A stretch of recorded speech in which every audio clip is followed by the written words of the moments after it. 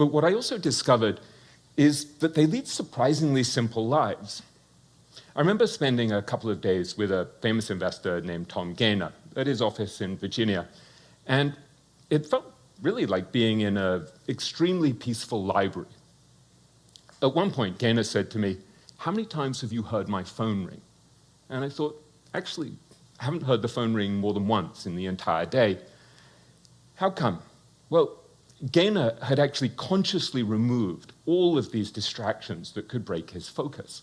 Another time, I was with an investor named Laura Geritz, and she's one of America's leading investors in foreign markets. And I said to her, "How do you structure your time?" We're sitting there eating sushi in a restaurant in New York, and she says, "Well, every Friday is a creative day, and I don't schedule anything at all on Fridays." And she just goes to sit by a stream near her home in Utah, and she reads a book, she writes in her journal as a way of synthesizing her thoughts.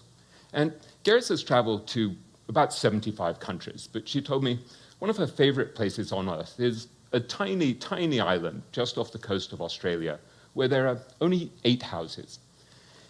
And she often retreats there with a stack of books, and she said you actually have to get your groceries taken over there with you on a boat at the start of this trip. And she said to me, there's no internet access. Her telephone, her cell phone, rarely works when she's there. But she said that's just fine, because her disconnection from the noise and the hubbub and the mayhem and the frenetic pace of modern life is actually part of her competitive advantage.